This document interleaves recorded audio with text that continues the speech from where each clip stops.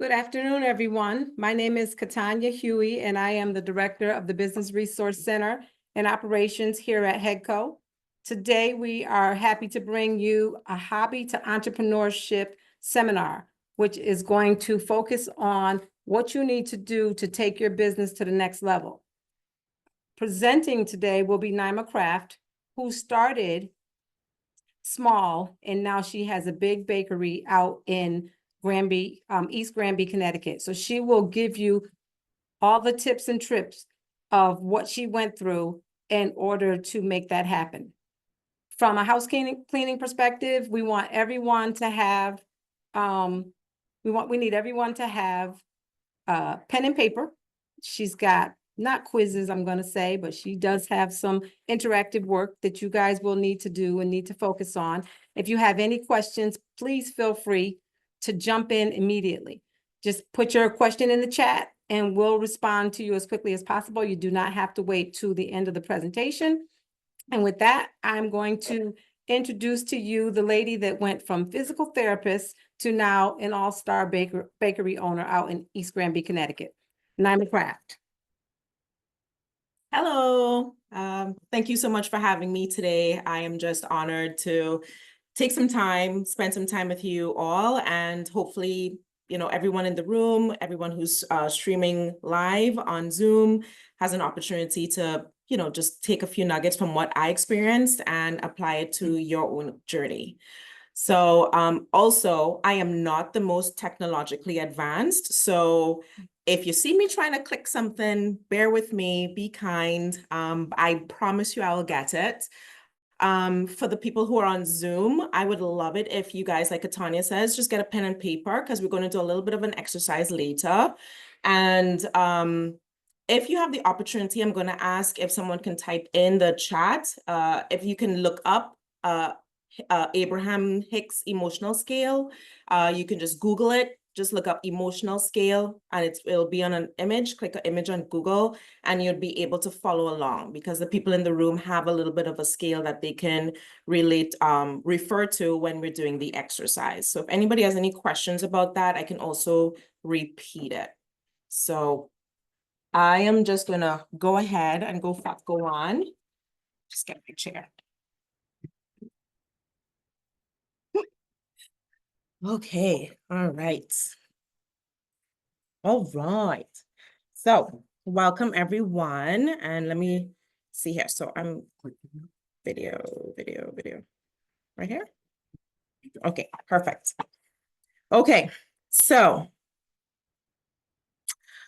what I would love to present to you guys today is just an overview of my journey. So I would definitely give you an intro into who I am and where I am now and where I'm planning to go. We're definitely going to talk about how I started off as a hobby and created a career around it. And one thing that I wish I had exposure to when I started off in the industry was more guidance around having proper mental health hygiene around entrepreneurship. So I'm hoping to dive, actually, we're going to spend quite a bit of time there because I feel that that's an area that needs more exposure, especially for people who are thinking about diving in and just grabbing the bull by the horns. We're going to talk about what type of business. So if you have a service-based business versus a product-based business, support systems, transitioning options, and then some resources. And then hopefully we'll have some time for questions at the end.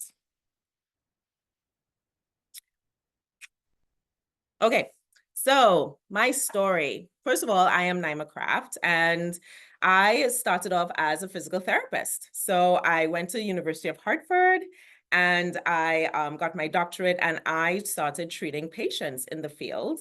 And I loved it. And I still do love it as in terms of physical therapy. And I quickly worked my way out of the field and I became an officer for regulation enforcement, preventing incidences with patient care. And I kind of lost that interaction with the community, but I developed a new relationship with my corporate comrades. And while I was in that environment, I would make small things. I would bake small things like brownies and cookies and stuff. And people would say, oh, you know what? You should open up a bakery. You're so good. And the first thing I said was, heck no, I'm not opening up a bakery. I don't want my own business. It's too hard. I'm not going to do it. That's not for me. I don't want to work for myself. I don't want to take that on myself. I just want to work for somebody else. And that was my mindset at the beginning. And I had the opportunity, my husband blessed me with a class at King Arthur Flour. So I don't know if you all know where King Arthur Flour is. It's in Norwich, Vermont. And I got the opportunity to go learn how to make sourdough and English muffins. And the class was so amazing that I cried. I literally cried in the class and I said, this is what I want to do. This is how I want to impact my community. So I said, you know what? I'm going to start teaching classes around the things that I know how to make. Like, I'll learn how to make something at King Arthur and I'll teach it out of my home. And people would come to my house and I would have an immersive experience and they would love it. We would just have so much fun and just forget the time existed during those experiences. So I slowly started to, get that inspiration to do more baking, more class teaching, less corporate work. So that bug was getting, that the seed that was planted at King Arthur was starting to grow in a very, very positive fashion. So I then said, you know what? How about if I do the baking and classes part-time and I'll stay in corporate part-time because I'm scared. What if this goes wrong? What if I fail? I don't know what I'm doing. I'm not a business major. I can't do this. Let me stay on something that is a sure thing, which is my corporate job. So I went from full-time corporate to part-time and I said I would just, bake on the side and teach classes here and there. And what I found is that I was not able to be fully immersive in my journey towards becoming a better baker and a better teacher. And I also wasn't fully immersive in my corporate job, which wasn't respectful to my job, my boss, my colleagues at the office. So when I was in a corporate office, I was thinking about baking. And when I was baking, I was thinking about the reports I had to get done on time. So it was just I wasn't in 100%. And I know a lot of you guys might either be in a job that you're considering going part-time in, which nothing is wrong with that. But I do know from experience that when you're in that part-time situation, and sometimes you have no choice, you have children and you have other obligations that require you to still have some sort of reliable source of income coming in.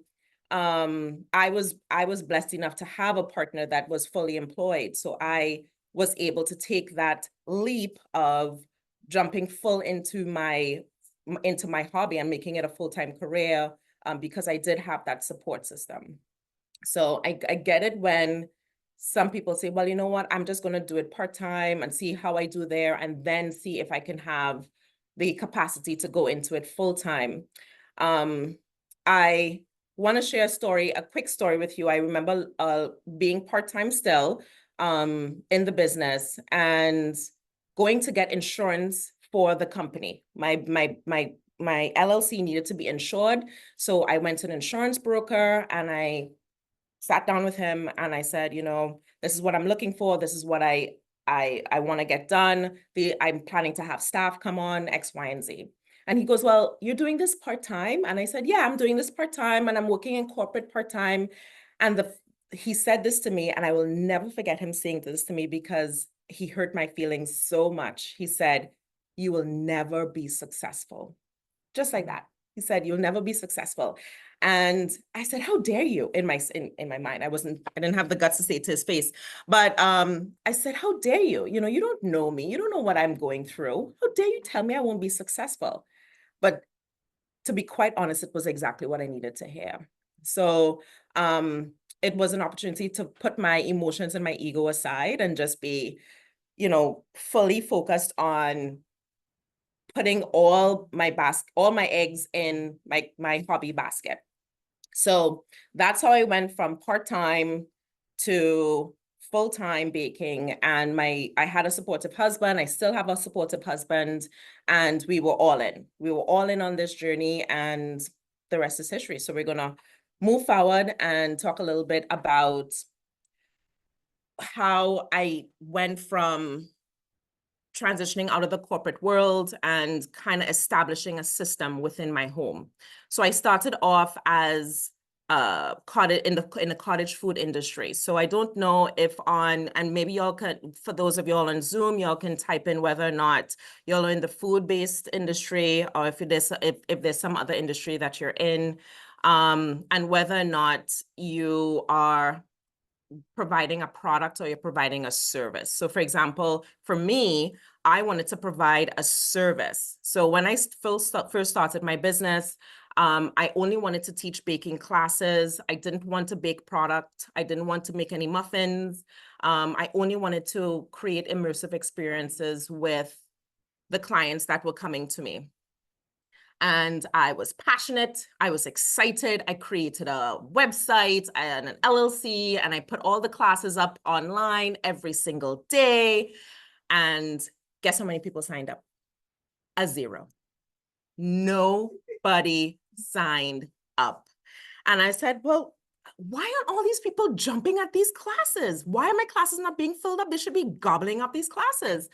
And of course, my feelings were hurt and I got scared. And I said, you know what? I'm just going to continue to focus on getting these classes. I'm not going to bake. No, I'm not going to bake. And I put my foot down, and COVID hit. COVID hit when I put my foot down. Guess how many people were able to leave their homes and come experience an immersive class during COVID? Zero. Zero people were able to come out. So what was Naima going to do then? Because that was it. All I had were classes. You know, I had no other revenue stream built into my business model. And that's when I said, okay, universe, source, y'all might say God. I said, I hear you. I have to make product. I have to create a revenue stream that's not based on service anymore or creating an immersive experience. I have to create that immersive experience through the food that people are going to eat. So I started baking, and I started baking out of my house. And the learning curve during that time was extremely steep. I made a lot of mistakes. I threw away a lot of product. I had to figure out how to scale. I had to figure out where to store items, what type of items to buy. So there was just so much I had to figure out. And let me tell you, I was scared the whole time. I was scared the whole time. You know, I never shared this with my husband. I'm going to try not to cry, but you know, I'll go to bed crying. I'll go to bed crying because I just didn't know what I was doing, what I was getting myself into. But you know what? While COVID, the experience of COVID and the presence of COVID was such a tragedy, it allowed me to evolve into a stronger human being and have a more flexible mindset. So while I was still scared, I still had to figure out, well, how am I going to get people to buy these products? And I launched into social media. I launched into offering something that was unique, which was delivery. Everywhere was closed. Nobody was going out, but people still wanted to, guess what? Eat, right? They still wanted product. And I know my product is great. And I know my product is home style, crafted, made that morning, fresh, and people knew it. So believe it or not, during COVID, my business quadrupled during COVID. I typically serviced West Hartford, Bloomfield, Avon, Simsbury, Canton. And I reached a point where I had to bring on team members, and we'll talk about team members and whether or not you want to be a one-man show or team members later on in the game. Yes, Chrisanne, it is addicting and delicious. I try to restrain myself at the bakery. So it's quite an interesting game that I play every day. So while I was in my home, and this is something that I'm hoping that I can share with you guys, and please understand, people in the room and for those that are streaming, this is not just a be all. This conversation is happening today, and you're never going to have access to be able to talk to me later on.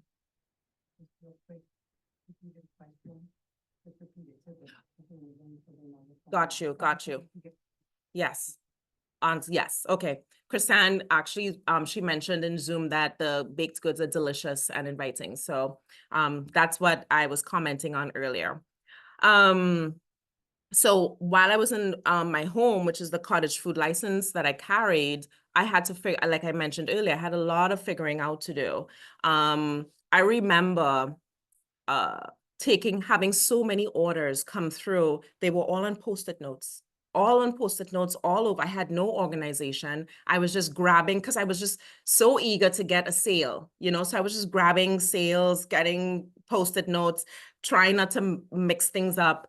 And it was chaotic, but it was an opportunity for me to learn and grow and just continue to be flexible with my mind in terms of what I want to experience. So I mentioned in terms of making mistakes and throwing things out and being flexible with my mind, because when you're experiencing things that you don't typically, it's not exactly desirable, guess what you're doing at the same exact time? At the same exact time, you're establishing what you do desire, right? So for example, in the cottage, when I was in my home, if I made too many bagels, but I didn't sell all of them, I knew that I didn't want to throw away all this bagel dough. But at the same time, I also knew that I wanted to figure out a better way of calibrating and planning for futuristic baking throughout the day or throughout the week. So keep that in mind. With anything that you do, if you're experiencing something unpleasant or undesirable, also know that at the same time, you're creating what you desire at the same time. And I highly recommend that you focus on that as well. So you focus on what you desire while you're experiencing some potential undesirable things. So I was able to transition from my home, because I outgrew my home in a year, to a commercial kitchen, and then to my brick and mortar. So I was able to do all of those in the span of 2 years. And each environment was quite rich with learning opportunities. In my home, I learned quickly about spacing limitations and scaling limitations. I had goals in place to have large scales or scale up my product larger. And offer classes. So I wanted to have multiple revenue streams, and I wanted to have a larger scalable business. And I knew that couldn't take place while I was in my home. So I was able to quickly outgrow the home experience and level up into the commercial kitchen experience. Right here in Hartford, there is the opportunity for establishing a food business without incurring the enormous debt that comes from building out a brick and mortar. And that was at the Swift factory. It's a bit of an incubator, and it allows for entrepreneurs who, for example, maybe some of you have a juicing business or a cookie business.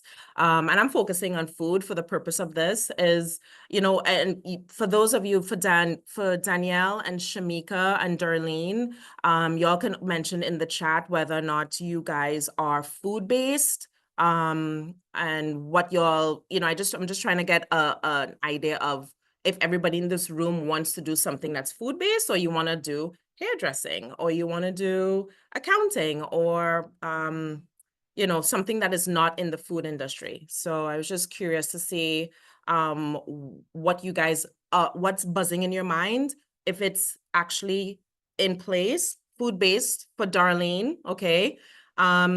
And whether or not y'all have actually jumped in. Is it still just an idea in your mind?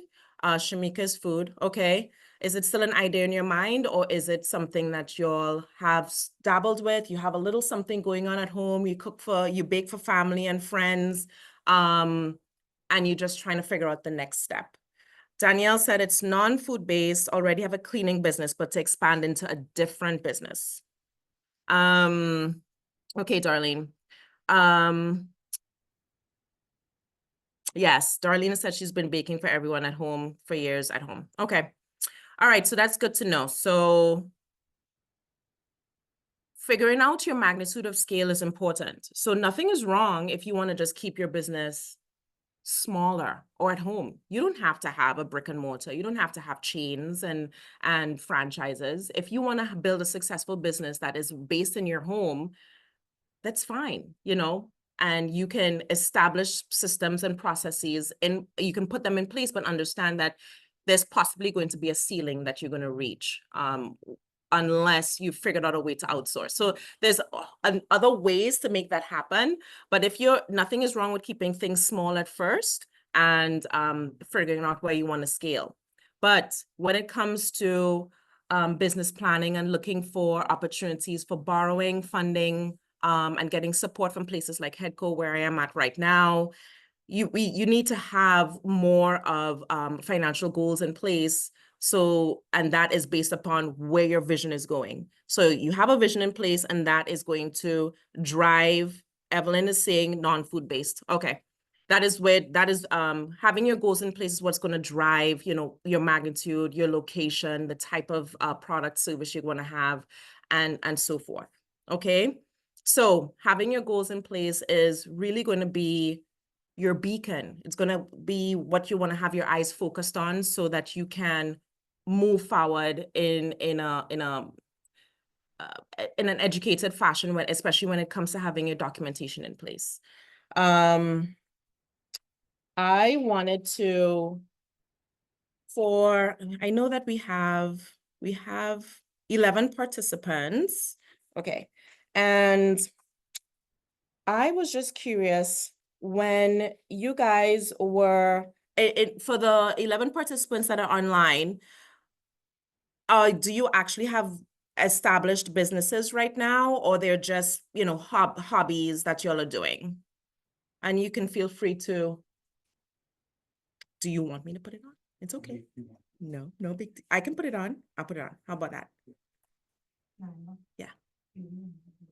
Referring to electronically, can you email it to us? You mean the PowerPoint? Not the PowerPoint, the other document that you were referring to. Yeah. The Abraham Hicks. Yeah. It's just a Google. I don't have. They can Google it. If they just go on Google, for those that are online, and it's down the road, this is not something we're going to do right this second, but just to give you a heads up, it's going to be on the next slide.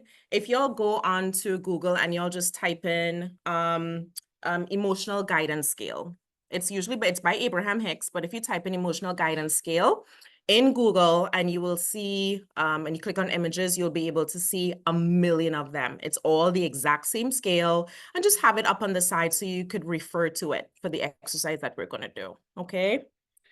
All right. I'm just popping into the, oh, nope. That's not what I wanted to do. Sorry, I'm not used to this keypad. Okay. Nope, that's not what I wanted to do. Okay. Kim, can you let me know if you see any other chats come up? I am trying to see what's coming up in the chat, but I'm not sure. Is this it here? Okay. All right, perfect. Thank you so much. All right, so Renelle, we have a participant from Brazil. Isn't that cool? All the way from Brazil. Isn't that awesome? So Renelle is still in hobby phase. Darlene is cottage food. Okay. Chrisanne's is established. Chrisanne, remind me, food, baked goods. Baked goods, is it food? Darlene is food. Shamika's food. Danielle is cleaning. Okay. And I know in the room here we have Rosa. Thank you for coming. And Rosa is in personal, what's your personal? Virtual assistant. That's what I'm trying to say. Virtual assisting. And what do you do? What are your passions? Oh, I work at You work at Headco. Okay. So I just wasn't sure if you had like a little side hobby that you were thinking of. Okay. Well, I do have my own music brand. So non-food, but you're in the music industry. Yeah. Okay. All right. And Daisy, I love your name because it's a beautiful flower. Okay. And Daisy, any side hobbies for you? No. Nope, no, just, yes, yeah. Yep. And of course, Andrew, I don't know if you have any side hobbies besides being an excellent father to the dogs. So and an excellent husband. Yeah. So let's move on to the next slide. Okay. All right. So this is an opportunity. I want to spend some time here only because, like I said, when I was in my journey, I would say up until even the beginning of this year, I had little to zero guidance, education, filling up of just better mental health practice. My mindset was always filled with fear. It was always negative. It was always worrisome. It was always burdened. I would go to bed shaking sometimes. I would go to bed just shaking. Couldn't fall asleep because I was just so worried all the time. And I was thinking, why would anyone want to become an entrepreneur or establish a business and feel crappy all the time? It is just not, this is just not the journey I think anyone will want to embark on. I am not saying the world of entrepreneurship is a cakewalk, but at the same time, you can have a totally different experience with just a little bit of mental work that you can practice every day. Okay. So for this exercise, I would like to open up to all my friends on Zoom and also to the floor, anyone on the floor. What are some current beliefs that you have about the world that you live in today? So, for example, you might have a belief that the world is amazing and it has marshmallows falling from the sky and everything smells like daisies, right? That might be your mindset every day. Or you might have a mindset of, you know what, everything is just so hard and everything is against me and nothing that I ever nothing that I ever do works. So I was just curious, y'all can put it in the chat and let me know if there's anything that pops up into you guys' minds, and for the room, y'all can just speak up if there's anything that's coming up. That how do you view the world? And if we have shy people, I can speak how I view the world, and then maybe that might help. So let me know. A lot of people are talking right now. So many. Renelle said, I think it fluctuates. Okay. I can tell you how I view the world so that y'all can take an example from me. I view the world as very beautiful and filled with a lot of opportunities. When I wake up in the morning, I'm aware that I'm a human being that can get whatever I want. I focus highly and intentionally on things that are working, people who are amazing, systems that are beneficial to me. I am aware when things may not turn out exactly as planned, but I am not heavily cycling on how they aren't turning out as planned, if that makes any sense. So I look at my outdoors as very opportunistic. I tend to see the glass as half full. And I always intentionally set out to see the greatness in everyone. That is always my intention. I am not perfect, and sometimes I fail at doing that. I catch myself in those moments, but that's how I choose to see the world. I am not aware of my race or my gender when I leave my house, when I go into a bank, when I go into the grocery store. I am just aware that I am a very amazing person, and so are you. And that is just how my mindset is. And I have the intention every day of being as impactful and a positive impact on my community by being the best version of myself. So that's just how I go about doing my day. So I didn't know if anyone has, and some of y'all have, I'm sure, have real life experiences that help foster your current mindset. It's not something to be poo-pooed, but I'm just curious to see what y'all might think. And this doesn't have to be business related. You can say something like, I don't think I'm cut out for business. I used to think like that. Shamika saying, my world is open and bright and changes daily. I love that, Shamika. That's encouraging. That's actually encouraging to me. Rosa in the room. Is full of lessons. Mm-hmm. Challenging moments present opportunities, and also things always work out. If you think that you are facing an obstacle, that's a temporary thing, but at the end, things always work out. And the connections that we make with people are, very important. Mm-hmm. And yeah, I also think that we live in a beautiful world that, yeah, it's not perfect because human beings are not perfect, but it's all about perspective. Mm-hmm. And we're going through a tough time. Like you said before, there's always something that we can get out of it. Mm-hmm. So that makes things better and happier. Mm-hmm. Yeah, I have a saying to myself, and that may offend some of y'all, but I always say your mood is your choice, you know? So I can choose to be, uncomfortable and focus on how I'm uncomfortable about a certain topic or an experience, or I can choose to recognize that I'm feeling uncomfortable, ask myself why I'm feeling uncomfortable, and then intentionally elevate my mood around that topic. Does that make sense? So go ahead, Daisy. I was gonna say, I see the world as being a wonderful place to be in, but I also look at entrepreneurship as something that's challenging. I mean, you yourself even stated that you were crying, you were going to bed crying. So to me, that kind of pushes me back and say, not impossible, but when I look at, if I'm trying to do something, entrepreneurship, I don't know, am I up for the challenge? I think about that. Can I do whatever my passion is? So I have reservations about the whole entrepreneurship because of all the work. Not saying that it can't be done, but can I do it? That would be fine. Yeah, so I love that you say that, Daisy, because I asked myself that.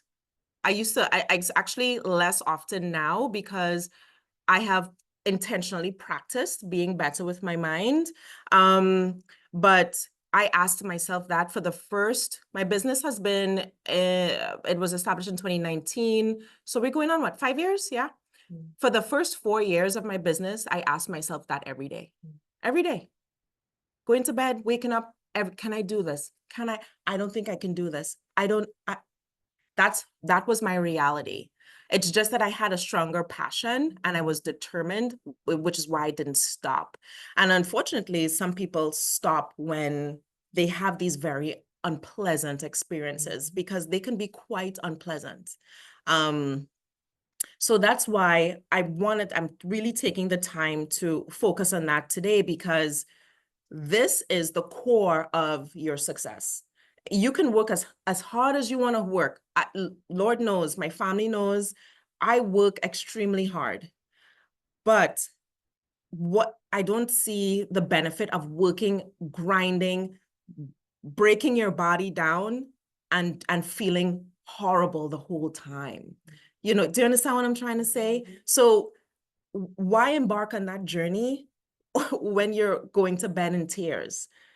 So Daisy, what I would say to you is have a quiet moment and establish who you are. And once you establish who you are and you believe in your ability to achieve what your dreams are, that is it.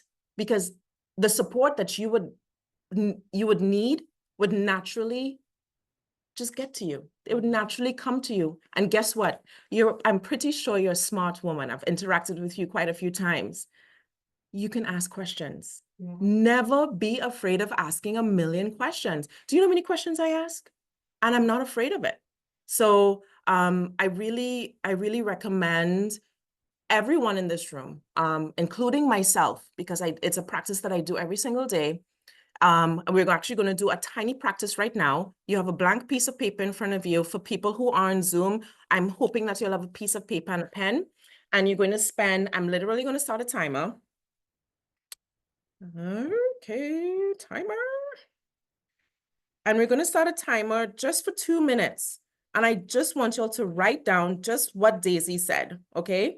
So we're going to write down what uncomfortable, and it doesn't have to be business related, okay? I want y'all to write down what y'all is making y'all uncomfortable right now, or what any fears are you have right now. And it doesn't have to be related to business, because it's all connected. All right. So we'll start back at 5:42. In the meanwhile, y'all can ask questions, y'all can post questions, but I really want y'all to take a moment. And then for the people who are on Zoom, if y'all can just share, a couple of them, y'all can just put them up in the chat and I will see them pop up.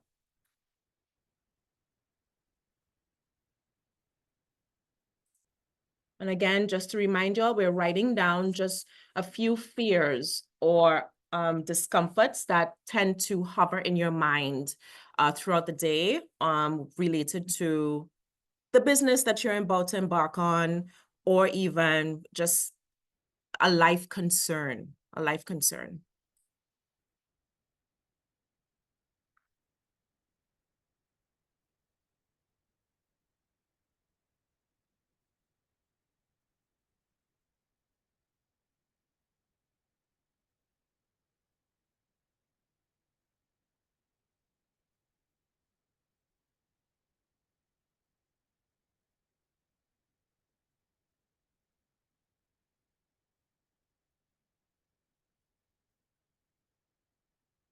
Renelle brought up a really good point, Daisy.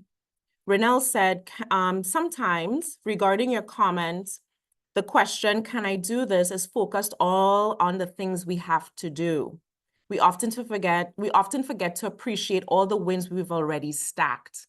So that is definitely something true. And I am very guilty of that to this day. I tend to focus on all the things I have to do. So she's absolutely right. I forget to look back at all I've accomplished.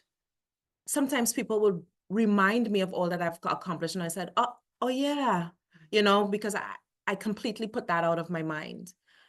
So that is a good point. Thank you, Renelle. Awesome.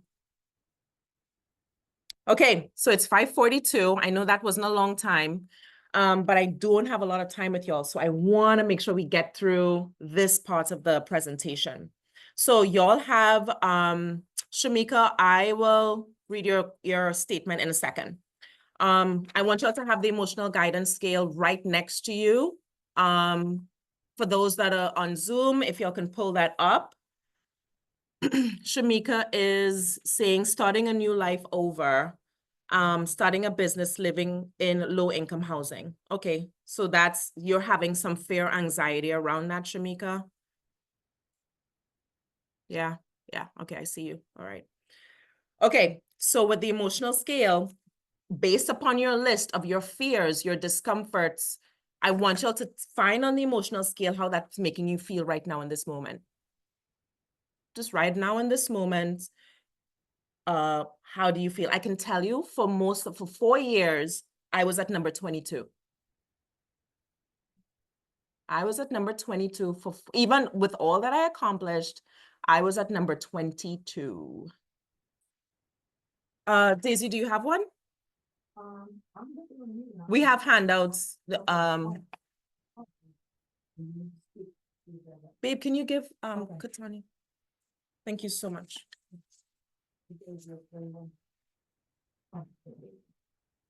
Yes, Renelle says number 1 is very relatable. Yep. For Shamika. Yeah. Yes. Thank you, Renelle, for posting that in the chat, the Abraham Hicks emotional guidance scale. If anyone wants to post their number in the chat, how they're feeling around those fears or discomforts, y'all can post. But for anyone here, y'all don't have to share what the fears are because it can be quite private if you don't want to. But what numbers are you hovering around? 8 and 13. 8 and 13, boredom and doubt. Okay, for Rosa, boredom and doubt. Andrew? 20. Jealousy. Ooh, okay. Katanya? In 14, I'm experiencing writer's block. Okay. With my children's books. Okay. So it's 13 and 14, which is doubt and worry. Doubt and worry. Doubt and worry. Okay. I know Kim left the room, but anybody fair, financial security and the future, in the future, level 22 plus, says Renelle. That is literally, everybody in the room is laughing, by the way, Renelle. That is literally what I lived for 4 years. 22, maybe if there was a 30, I would be number 30. Darlene said 11, so that is overwhelmed, 20, jealousy, 21, insecurity, guilt, unworthiness, and 22, fear, grief, depression, despair, powerlessness. Yes, I agree that those, and Daisy, ooh, 21. Daisy is 21, insecurity, guilt, unworthiness. Okay, pessimism, not jealousy, so 20. Oh, pessimism, okay. Pessimism is number 9, Darlene. It's so it's actually not as bad as as jealousy. Okay. So I'm glad everybody, Shamika put 5. Actually, Shamika, being less than 7 or less is actually pretty good. Pretty good. So number 14, worry. Okay. That is very, very, very common. Okay. So what I'm going to ask you to do now is I'm going to ask you to, on another page or on the back side of the page, I'm going to play a song. I would like you all to listen to this song for, maybe I can hold it up here. Maybe I can just do this. Let me know, for those who are on Zoom, if you can hear this song. And I just want you all to listen. Just want you all to listen, okay?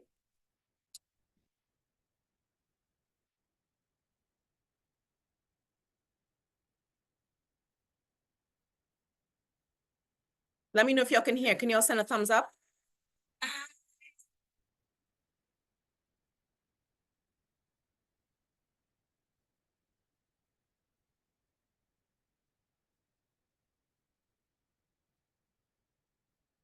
No? Can't hear it? Let me see. Might be the mic. You can put the microphone right there and see how you can do it.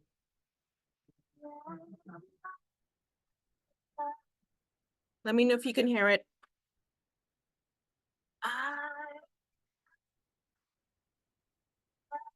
No?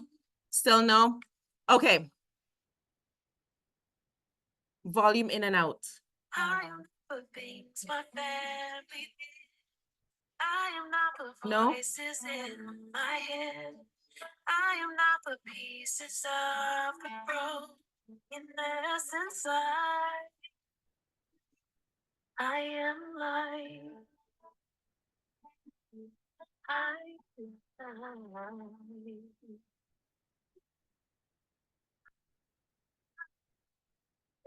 am light.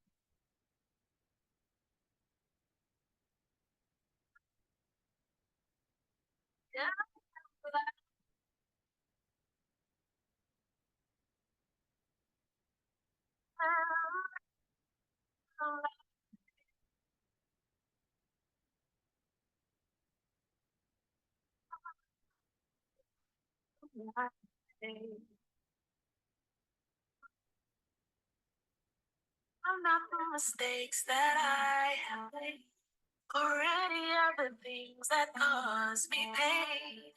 I am not the pieces of the dream I left behind.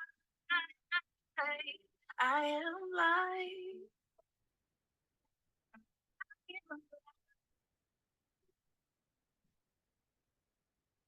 I am.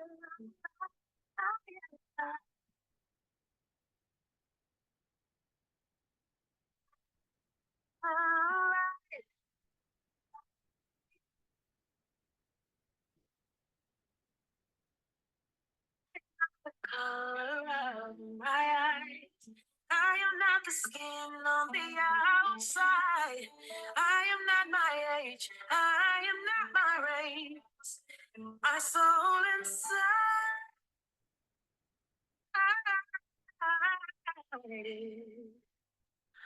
Oh, oh,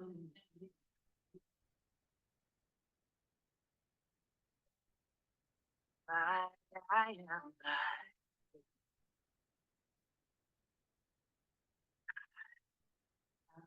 I am light. I am divinity. I am the God on the inside. I am a star, piece of it all. I, I So that was I Am Light by India Arie. And I love that song because she talks about the fact that she's a star on the inside. She's a God on the inside, and that she's light. She's not her race. She's not her gender. She's light. So for the all on Zoom, please do me a favor. I'm sorry that y'all couldn't hear it through the mic. For the next part of it, we're going to do something for 3 minutes. If y'all can pull up I Am Light by India Arie on your phones, if you have the opportunity to, and just have it on the side and just have it playing in the background while you do this exercise, okay? You're not losing anything with this, and you'll have the opportunity to cycle around to the song later. So now we wrote our fares down, we captured the numbers. Go ahead, Daisy. Love that song because it reminds me of one of my favorite movies called Beyond the Lights. Oh, so Davy's saying she loves the song because it reminds her of one of her favorite movies. If y'all can take a quick glance on your emotional scale. I know for y'all on Zoom, y'all mightn't be able to participate with this second. So thank you for being so patient and kind about it. But for those in the room, when y'all heard that song, were y'all still at, I think Rosa, you said you were at 13 and was there an opportunity to climb a little higher up on the scale? And this is the whole purpose of this exercise. So next, I want us to now write down your ultimate goals in terms of anything. It doesn't have to be business. What would it feel like? So for example, when I close my eyes, I think about my end scene. End scene meaning my goals are met. I'm living the life, right? I want to see what you'll feel when you write this down. So for example, for me, I wake up when I want. My personal assistant has already scheduled the day. The private jet is waiting for me to jump on with my family to X, Y, and Z. You know what I mean? I only work for 4 hours in the day. I am a real estate mogul. So like all these things pop into my current end scene when I script it and I write it to myself. So I'm going to type a song also into the chat for Zoom people to listen to. It is an instrumental, so there are no words to it. I'm going to play it here. I'm going to play part of it because it's about 5 minutes long. So I'm going to play part of it. While that song is playing, I want you to now write what your end scene is. What is your perfect end scene? Like when you think about it, when I think about my end scene and my ultimate goals achieved, I am grinning in public. I'm grinning in my car. People might look at me like a crazy person because I am actively grinning because I am so happy. So this song is by, I cannot even pronounce it. Can't even pronounce it, I'm not gonna lie. So I'm just gonna type it for y'all in the chat, Saint Finnegan. And it is, I wonder what language this is. I could not figure out what language this is. Okay. It starts at 1:10. For those that are y'all in Zoom, y'all can just fast forward straight to 1:10 if you have the option to play the song, okay?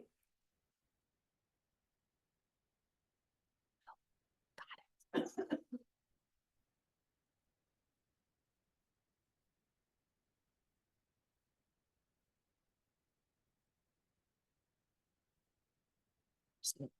So now while this song is playing, I want you to write down end scene, goals achieved, living the life.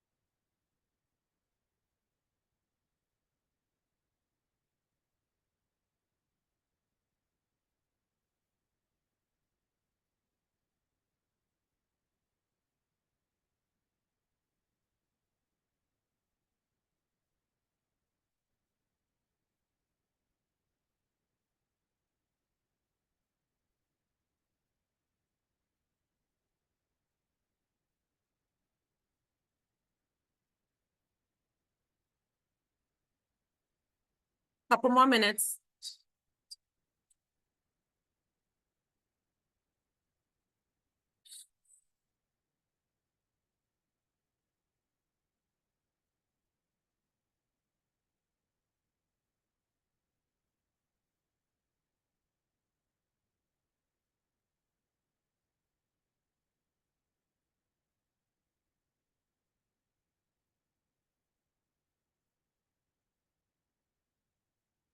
Really lean into your vision.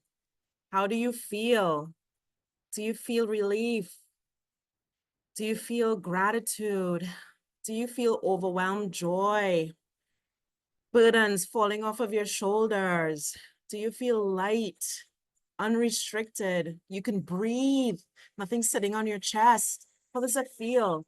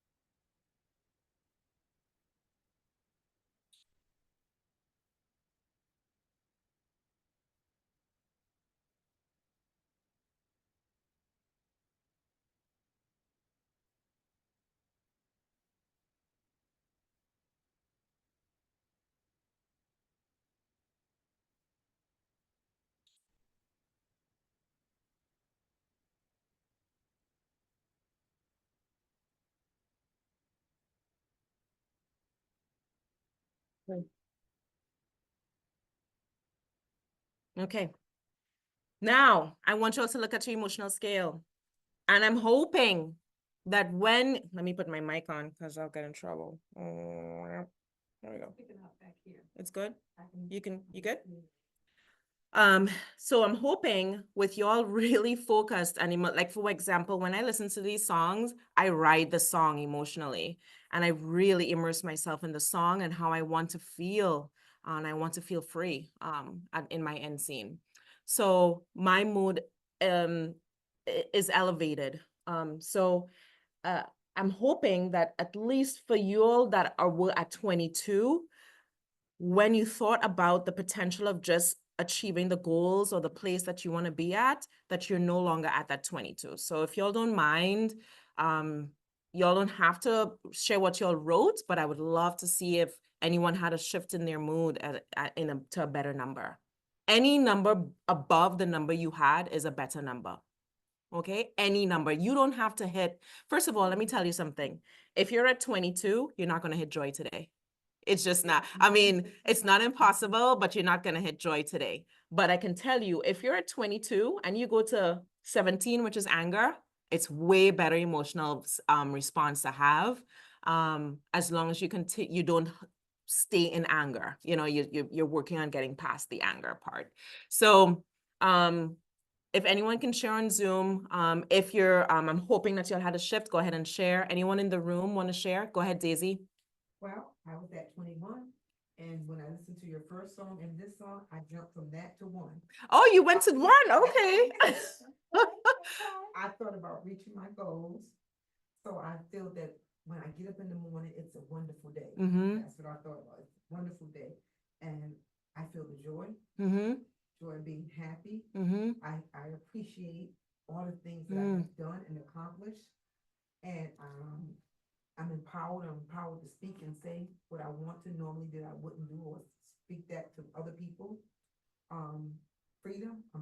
I'm free to move about freely and do kind of whatever I want to do. I love living every day around family and friends, and just being around those. Awesome. I'm glad that you had that positive shift, and that's the whole purpose of this exercise. Anybody else in the room? Go ahead, Rosa. I'm looking in the chat. Shamika, 7, 1, and 3. I'm so used to touchscreens. Shamika, I'm looking at what your previous numbers were.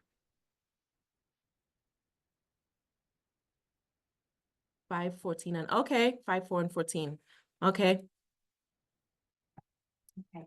So I was at an 8 and 13. And when I started writing my goals, I went up to a 4 for Mhm. positive expectation, Mm, 3 for happiness, mhm. 2 for passion, and 1 for freedom and love. Awesome. Awesome. Awesome. Awesome. Awesome. Awesome. Awesome. Darlene, 6.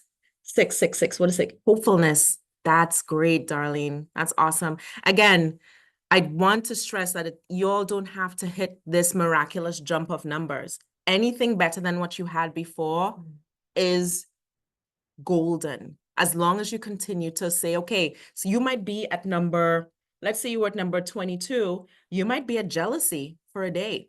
You might be at anger for a day. You might say, you know what? I can't pay my bills.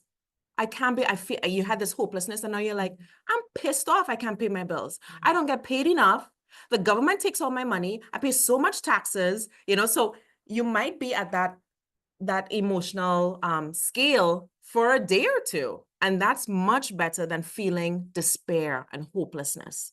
I'm hoping that y'all are understanding the whole point of this exercise is that you're constantly in tune with how you feel. And I'm going to share a vulnerable moment with you when I hear from Zoom and with you guys. I'll share something with you in a moment. So go ahead.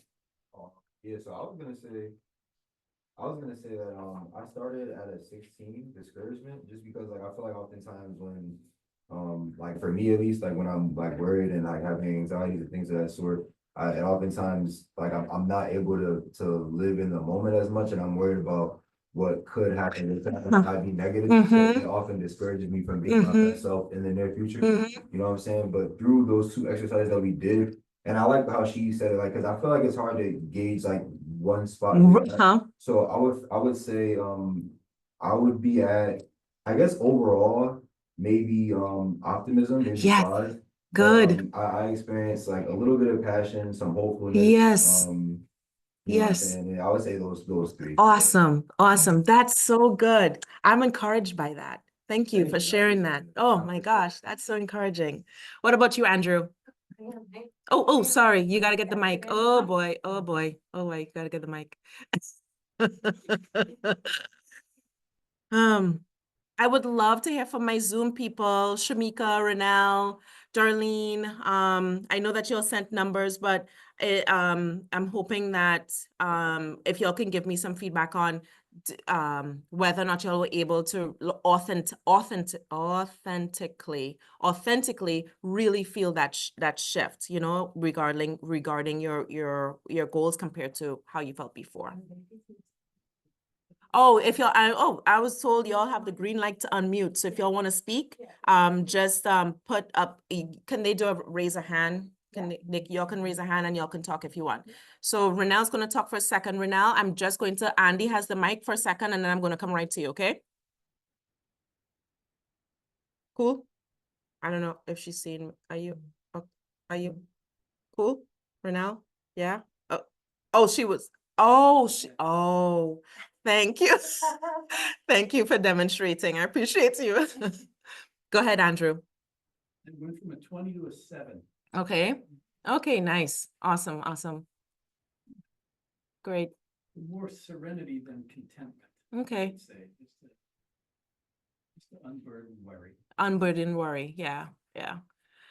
Okay. Renelle, so Renelle, is your hand raised? Oh, it's not raised. It's not raised. Okay. All right. I saw it raised on my screen. So yeah, so we were good. If anybody on Zoom wants to share anything, y'all can raise your hand. I'm gonna share something uncomfortable that I was vulnerable about earlier today. Because at the end of the day, I know who I'm secure in who I am, so I'm okay with sharing this. Preparing for this presentation today, in this room today, I felt a little bit of discomfort. And it was because I was allowing some external, unexpected external occurrences to kind of, I won't say triggers, but just to, I was just allowing little things just to disrupt my concentration, and then it would just disrupted my concentration. I then started to think, oh, can I do this? Are my thoughts going to come? Oh my God, I don't know what am I going to say? Who am I? What am I going to do? So, sorry, Andy broke the rule of all people. Andrew broke the cell phone rule. Ah. On our behalf, we want to apologize for any. No. This has nothing to do with Headco. I could have been in a car when this took place. So this is not a, yeah. So I was allowing external stimuli to distract me from just being present and paying attention to my notes and paying attention to how I want to feel. And I felt uncomfortable. I felt uncomfortable about that. But I was able to check in that moment with my scale and say, you know what am I feeling right now? Oh, I'm feeling a little bit, a little overwhelmed, a little bit of doubt, a little bit of 12, a little bit of 13. And then I was able to pause, and it took me 2 minutes, and I was able to pause and say, oh, you know what? This is what the truth is. This is what my focus is going to be on. I'm intentionally going to do X, Y, and Z. And I was able to bring myself right back up into positive expectation. So I'm just trying to demonstrate how you can apply this technique, even if you're at the grocery store. Go ahead, Daisy. I was gonna say, now we know that you're human. Yeah, I am human. Absolutely. Trust me. I demonstrate that existence every moment of every day. So the point of me sharing that is that when you're at the gas station, the grocery store, Andy's phone going off, you can choose to focus on that, or you can choose to focus on the things that are going well, the things that are showing up for you, and when you do that, you will see the opportunities and they will be attracted to you as well. Okay. So that was just one thing I really wanted to have y'all really pay attention to. It's something that is going to positively impact every avenue of your life. It's not just a business exercise. I do it related to business because I live in my business 24/7. So my practice, which I'm hoping that y'all would embark on some sort of routine that I recommend that you'll participate in daily. But my daily practice involves quiet times with checking in. I ask myself when I wake up in the morning, sometimes I wake up in the morning and I have worry as soon as I open up my eyes. Or I have some doubt as soon as I open up my eyes. But you know what I cannot do when I'm in worry and doubt? I cannot automatically just say, oh, I'm going to fly on a private jet that day. I'm going to do this and that and the other, because it doesn't feel authentic. So I have to address, why am I feeling worry? Why am I feeling doubt? Oh, I'm feeling worry and doubt because not as many people bought bagels today. Not as many people bought cupcakes today. So my bank account is not as high as I want it to be. Does that mean I'm a failure? Does that mean my business is failing? Does that mean that I suck? Like all these, because those are the things that used to typically, go around in my mind. So now I'm able to say, nope, that is not true. What is true? Journaling a little bit about what is true. And then I'm able to do a little bit of dream work, like what y'all just did on a piece of paper. So my mood then steadily continues to increase. So I highly recommend, if we leave with nothing else today, I highly recommend that you'll take a moment to practice checking in with how you're feeling, not just once a day. I do it constantly. You know when you don't feel good, right? You know when you feel icky, when you feel annoyed, when you just don't feel good. Take that moment to pause and say, why don't I feel good? Address it, acknowledge it, feel it. I'm not saying shove it away, feel it, but acknowledge why it's happening. Tell yourself what the truth is and do some dreaming. Okay? All right, we're coming around the next few slides. We've talked about whether or not you're going to do a service or a product. We talked about whether or not you want to scale your business, which will determine where your location is going to be. I knew I wanted to have multiple revenue streams. I knew I wanted a product-based and a service-based business. And I knew I wanted to serve multiple types of communities. I could not do that in my house. So I had to figure out a way how to get from cottage, which is my house, to a kitchen, to brick and mortar. And I did that efficiently. I learned a lot throughout that experience. And I can tell you, when it comes to having the type of product you have. So I know, for example, some of you guys, when I was in my house, I was predominantly an online presence. I had an e-commerce, which was, through a website. And I predominantly presented myself online. I went to a lot of farmers markets, pop-ups, chamber of commerces. I provided a unique offer of providing delivery to people's residential homes. People loved that. So I was attractive to them in terms of, them coming to me and choosing my business. When it came to pricing, I can tell you that Chrisanne, I'm sorry, Chrisanne had a question. What were some of the key points growing? I'm not sure I understand the question. What were some of the key points? I'm trying to understand. I'm thinking points of growth. Okay, points of growth from home to Swift to Granby, to East Granby. Okay, so the points of growth that I saw from home to Swift to Granby, one was volume. So I had to figure out very quickly how to increase volume that was efficient and that was reliable and that was reproducible. The only way I can scale volume, Chrisanne, sorry, was by adding another body, adding multiple bodies to my system. If I kept my recipes close to my chest and I didn't want to share anything with anyone because I was afraid of sharing my secrets and keeping it all to myself and keeping quality control only on my shoulders, then that is a sure way to cap off your productivity and your earning potential. So I quickly had to share my knowledge, teach, train staff, and that was the only way I was able to increase my volume from the home to the brick and mortar. I also had to not be afraid of, and it's on this slide, I had to not be afraid of pricing my worth. For those of y'all that are in the food industry, for those of y'all that are not in the food industry, you might be able to find this just on Google if you Google pricing around the type of service that you offer. But for me, I have a food supplier and they offer pricing opportunities. They have a model that you can use to price out how much a croissant should cost in terms of the ingredients. And then you factor in labor, time, utilities, things like that. You cannot go by what you feel the price should be. That is a mistake I made a million times. And I can't tell you when somebody will say, well, how much is a cake? And I'll go, it's $65. I'll cover my mouth. I'll dip my head, $64. I would feel so ashamed of the price that I know I was going to put days of work into, my heart and soul into. I know the product was amazing, yet I was embarrassed of the price. So I would often undercharge, and I would feel bad when I charged my worth. Please don't do that. Do not do what Naima did. Charge your worth, and you know what? They'll pay it or they won't pay it. It will be one of the two. You know what I mean? And what should you, based on the exercise we just did, what should you focus your attention on? Those who pay it. You know what I mean? Not everybody buys from me and not everybody will buy from me. And I don't focus on those people. Okay. So I focus only on the people who I know will buy from me.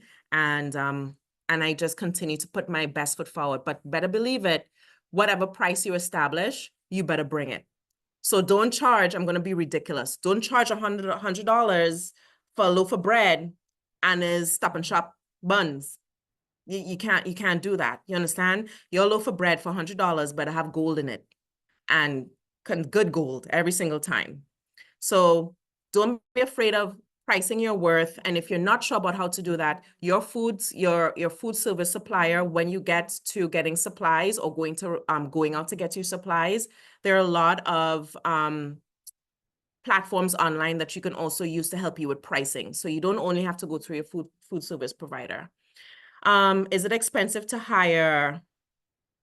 Chrisanne, it's expensive if you think it's expensive. Haha. Okay, so what do you mean by it's expensive? If you have labor is going to be a cost that is going to impact your overall income. So for example, I know from the income that I get, my ideal margin for labor should be around 30%. If I'm above 30% with my labor, I need to do some adjusting. So a W-2 employee is going to come with a certain amount of rights and expectations, and a 1099-C is going to be a little bit different. So when you get to that level, I highly recommend that you invest, and you can find these people. If you don't know, I can give you this contact. I highly recommend you invest in an HR person. You don't only have to go, you can get HR people that you can pay for an hour of their time, and they can give you solid advice on the difference between a W-2 employee, the difference between somebody who is salaried versus non-salaried, and the difference between a 1099-C. It will also affect your taxes differently. So it's more than I can explain in this seminar right now, but it also depends on your business model as well. So for example, if you're a cottage industry person, you might want to consider someone who's more of a contractor, and they put the taxes and responsibilities on them, versus someone like me who has a brick and mortar that needs W-2 employees to come in reliably, consistently, but that comes with a certain amount of burden on the employer. Okay, burden in terms of expectations. Okay, so one-man show versus a team. So the one-man show, I experienced that through the cottage food industry and the kitchen. I had 1.5 people come in eventually in my home and in the commercial kitchen space. And there's some pros to that. Payroll wasn't thousands and thousands and thousands and thousands of dollars. You know, $1 stretched way further with a one-man show. I didn't have high overhead like utilities. I mean, I was out of my house, so my utility bills in my house went up a little bit, but I pay, a lot more in utilities right now every single month. You don't have a ton of human management in terms of an HR aspect. There's less risk and less upfront demand, meaning you can control your demand when you're out of your home. You know what I'm saying? You can say yes, no to the cake, yes, no to this volume, yes, no to this project. With a team, the cons of that, with the one-man show, is that you have lower output. You reach your ceiling faster. You can't scale as much. You don't grow as fast.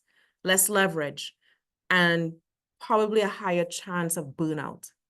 So that's one con. That's some cons I mentioned if you wanted to have a one-man show. There is nothing wrong with just doing your own show and going along the game as within a certain pace as you see fit. Nothing is wrong with that. You don't have to run the race as fast as everybody else. You can run it within your own pace, but please be aware that if you're running within your own pace, I ran a very fast pace. If you running in a slower pace, because of whatever your circumstances are, just be aware of the consequences of that decision. With a team approach, it's the opposite. You have higher outputs, you have high scalability, faster, higher returns, faster growth, more leverage, more profitability, right? I can systemize things. I have the honor and privilege of leaving my bakery before it opens every day. Isn't that amazing? That's one of my end scenes, by the way. I could leave my bakery. On Sunday, I left my bakery at 4:30 in the morning before staff even came in, because I had a system in place of the bakery running itself. And that took time. But that's the benefit of having a team. But the cons of that, it costs. It's an investment in your end scene, in you.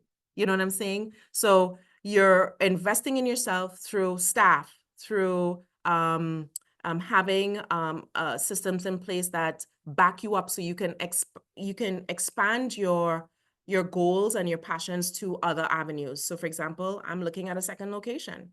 I'm looking to sign a deal with private jet catering. I'm just about to respond to the type of packaging I want for my cookies that are nationwide. So there's just so many more opportunities when you have a team behind you, but you also have to manage them. And they cost, and there are a lot of demand in terms of managing different personalities and different human beings. But when you invest time in recruiting the right team members, then, you should be in pretty good shape. let's see here. How to manage Renelle is asking how to manage proprietary recipe production protection when training staff. Okay, so that's a great question. So a lot of people are afraid to share their trades or their secrets when it comes to, especially in the food industry. One, you cannot grow or scale your business if you're not willing to share, but you can get a legal team and an HR team on board. Legal consult and an HR consult. I'm sorry, I'm talking teams. I'm thinking firms here. And they would happily help you with NDAs and establishing a system that you can put in place so that you can share your wealth of knowledge so that they can best support your system as you see fit. And I can tell you, the average person is not you. The average person is not going to go take your cake recipe or whatever recipe you have and go build a business off of it. Then, I mean, it's the average person is not going to do it. So I want you to put that fear away. That's something that shouldn't even cross your mind, because I literally give people my recipes in my classes that I teach. And you know how many of them start businesses with it? A zero. So don't even worry about that. But if that is a concern, you can invest in getting expert help there. I would be upfront. Also, well, Renal asked another question. How do you know when you need to onboard team members and help? What are the signs your business needs it to grow? You know that you need to onboard help when you just cannot meet the demand. Or you're saying no to really high ticket, high reimbursable, high leverage opportunities. You're saying no to them all the time because you're spread so thin with lower level things or with just the minutia of running a business. So that's a clear sign. And also burnout. When you're just so burnout that you're not even passionate anymore about your business, it's a sign that you should consider onboarding someone. And it's never going to be, oh, well, I want to make sure I save up X amount of dollars and have the perfect dollar amount before I bring someone on. It might be that you have to invest in that person, and through funding, again, like I said, through HEDCO or your local bank, through funding of taking loans through the Connecticut Economic Development Funds. They're local. They're designed to help small businesses get money. And if any of y'all have questions about that, I can definitely send out an email, or I can leave it here with HEDCO of how you can look at other ways to get funding, because sometimes just going through a traditional bank like Bank of America may not be the way to go. So there are other opportunities. Darlene, have you ever, and I just want to be clear, if I don't finish my slide, it's not a big deal. You know, it can be provided to you guys electronically, the PowerPoint. I'd rather answer your questions while I'm here today. Just let us know we got 5 minutes to wrap up. So whatever questions they have, tell them to go for it. Okay, 5 minutes to wrap up. Whatever questions you'll have, just go for it. Have you ever partnered with a grocery store, other bakery to have your baked goods? Yes, I actually do wholesale with a grocery store right now in Avon, and they consistently order from me every week, and I want to increase that number. So I am focusing on either increasing the number or increasing the partners I have. So that's going to be my focus when it comes to that. And you know how it happened? Right place at the right time. I was literally in the store, took products in for them to taste, and they said, let's go. Don't be afraid to do that. Be bold, go out, give, you know how many cookies I give away? I give away 1 million cookies every single week, because sometimes all you need is one. All you need is one person willing to lock it in, okay? But you have to make sure you're consistent and your quality is great. Do not show up with a mediocre presentation. If that's just not the expectation you want to put across, because the person who's going to partner with you pick up on that very quickly, because guess what? They're partnering with other sources, so they know what to look for. Financial list for funding. Okay. Prasan asked that, and Darlene says, I get a lot of recommendations to partner. Yes, just make sure, Darlene, that when you get the recommendations to partner, that you have the system in place, to one, scale up with your recipes. That requires a certain level of calculations. You do not want to be making let's say you have a cookie recipe, you don't want to be making that same recipe 100 times because you're trying to hit volume. You want to make sure you're investing in a platform that helps you with that accurate number of scaling, but that then in turn comes with matching equipment, storage space. Again, where are you? Are you in your home? Do you want to invest in having a small kitchen as an incubator like I did at the Swift factory? They have spaces available, I can tell you that. Or you're jumping right into a brick and mortar. I highly recommend the incubator with the kitchen because it's a micro version of the brick and mortar. Does that make sense? So you're getting those muscles wet, you're exercising those brain waves, you're getting those systems in place, you're getting familiarity in place so that when you have to go to the big guns like a brick and mortar, let's go, baby. It's easy, right? Yes, there are going to be some things you have to learn to tweak, but for the most part, your systems will be in place. Swift Factory is in Hartford off of Love Lane in Hartford. There is, I have a personal calculator. I paid someone to do it for me. I can see if we can look it up. I'm actually, I am pretty sure you can look up, especially if you're in the baking world, you can look up a calculator. They are available. I have not found any free ones, where you can put in your recipe and they can help you with scaling up. They are available. I just hired someone specifically for my needs. And so that if you're ready for that type of investment, great. But if you just Google a lower level calculator, that might be something to focus in right now until your systems are in place so you can invest in something more customized. 2 more minutes. Keep the questions coming in the room as well. I'm just going to keep talking unless a question comes up. One thing I would tell you with having the kitchen, one potential downside with working in a community, I loved working in my home because I controlled my home. I love working in my brick and mortar because I control my brick and mortar and I train staff in such a way that I want them to behave. In a communal kitchen, that's out the window. So you're going to have to deal with people who are not cleaning the rooms, are not being respectful because you're coming in to do your dishes. Trust me, my team is well aware of what I experienced in terms of, not having the most considerate partners sharing a communal space with you. However, the upside of that is you're not incurring hundreds of thousands of dollars in build-out costs. Maybe you reach out to Hedco for a line of credit and they help you with your small equipment needs. You get a little 750 square feet room and you scale up more than you would have done in your home. They take care of your refrigeration. They take care of your dishwashing. They take care of all those other little needs. And you just focus in and get systemized and grow your business so you can get into your brick and mortar. So that's one thing I wanted to point out in terms of my experience of working in a communal space. Can I just say, I would think that example would also apply to any co-work space. Correct. I have all these co-working spaces. Correct. I didn't know what they were until recently. There's one, every town has these co-work, which is a great opportunity. Yeah. It sounds just like the communal kitchen. Correct.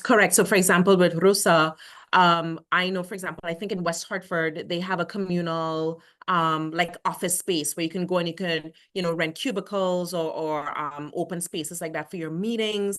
So if it's not food-based, you might be able to rent space, but you have to keep in mind that you're also having to take on the considerations of the other people sharing the space, so that is a good point. So that's the only thing I was very blatantly aware of when I was sharing the space with others. And it is a moment to really grow emotionally because there was a lot of growth, a lot of growth during that time. So do you recommend taking business classes or getting entrepreneurship certificate before starting a business? And no, just do it. Let's go. Start the business. What you can do is on slide number, I think it's slide number 3 or 4. Come on. On slide number 4, yeah, and Katanya will send it out to you guys. On slide 4, I have free resources on the right, and literally, they're free. You have Headco. And I'm sure, you know, aside from funding, you can still ask them questions. You have your local bank. You have WBDC that's specifically for women. They offer free education, free business planning. And if you have to pay for anything, it's like $100, $200. It's nothing crazy. SCORE, you can get a free mentor there. I just happen to have coaches right now in my life, and I will continue to have coaches that I invest in. I invest in myself because I want to be the best version of myself. So I invest in coaching, but you don't have to pay for coaching up front. You can get all of those things for free. And within my first 2 years, before we wrap up, I know we're over. Within my first 2 years, I did all of these free things. I showed up everywhere. I went to all my local chambers, and I was just present. So I highly recommend you're taking advantage of slide number 4. On the last page is my contact information. If any one of y'all send an email, what you will get in return is an opportunity for, Darlene has a raised hand. 1 second, Darlene, I just want to get this out. When y'all send an email to my email on the last slide, let me pull it up so y'all can have it. I have Australian Shepherds, which is where a dog is on that slide. Y'all would get an opportunity for a free 30-day social media run. So all we want in exchange is your email, and you'll get that social media run, a guidance for 30 days that you should be able to follow and have some sort of positive impact on your social media presence. And if you don't have a social media presence, you can still reach out, okay? We can still help you there, all right? So Naima, I just wanted to interject to let everyone know that Headco, we are in Headco's Business Resource Center. We do business planning, so we work with business at all stages, and everything is Yep. completely free. We have a Free, ecosystem, yep, business advisors, Yep. counselors. So if you need anything, Come if you're in. looking for anything, Headco can definitely. yes. There's not the excuse of saying, I don't have the resource, I don't have the help, or I don't know is no longer applicable, because y'all know, right? So y'all no longer can use that excuse. Darlene has your hand raised. Before we'll take Darlene's question, I know we have to wrap up, and I apologize for going over. Darlene, go. I don't have a question. I just wanted can't to hear you. know- Are you muted? No, I'm not muted. Can you hear me? No. No. Darn it. I want to hear you, Darlene. Can you turn your volume up? Is your volume down? No, it's Oh, Renelle up. says you can hear her. Can everybody hear me? Turn your volume up. I don't want to touch anything. Well, and I think Douglas left, so we're about to make a mess. Oh, it's about to go down. Yeah. Darlene, I'm just Figure saying, it out. we're about to touch things that we're not supposed to touch. We're gonna figure it out, so let's see. No, No, your it's volume up. is up. And you're not, Let's see. no, your audio is on and your audio. volume is up. Um, She's not muted, where's she's Darlene? not Let me muted. see. What if Pull I it up over pull- here. What if I pull this out? Oh God, you might lose me. No, we won't lose you. Go ahead. Try now, Darlene. Can you hear me? No, Still no. And you're Well, up I at put it 100. in the chat. did she Darlene, put something in the chat? you said best desserts. Darlene, have you been to my place? Yes. Yes. Oh, okay. Awesome. Hopefully you come by again and I'm there and we can like connect in person. I am so sorry I cannot. And I'm pretty sure it's because my mic somehow is connected into the computer. So, Okay. oh, Well, for those that can hear me, it is Oh. a okay. wonderful bakery. It's connected to the television. the speaker. Oh. But it should be. Yeah, but you should be able to talk. Darlene, I love you. I have no idea what you said. I appreciate you. We thank you. And we thank you. And Shamika, thank you so much for coming on. Thank you for sharing your experience. Renelle, I appreciate you. You were very helpful in terms of helping us understand how to raise hands, had amazing questions. Daisy, awesome. Thank you so much. I just appreciate everyone for coming on. And we'll send out Chrisanne, thank you so Google- much. Put in Google Yeah. review in the chat, if we could ask, they could click on the link. Headco's gonna put a Google review in the chat, so if you can click on the link, that would be amazing. And again, please pay attention to what my email is. It's right there. contact@thecraftexperience.store. If you cannot remember that for whatever reason, the website is right there. And you can contact us through the website and you can submit any questions there. I want to help y'all, okay? Do not feel like this is peace, good luck, you know, and that's it. So stay connected, and all you have to do is decide. All you have to do is decide, and it's done. Decide, it's done. You're good to go. Okay? You can do this. I know you can do this. I can feel it. So thank you so much. I don't know how to turn this off, so I'm just gonna stay here. But bye. Love y'all, and y'all got it. I wonder if it was him, because. I think I can end here, right?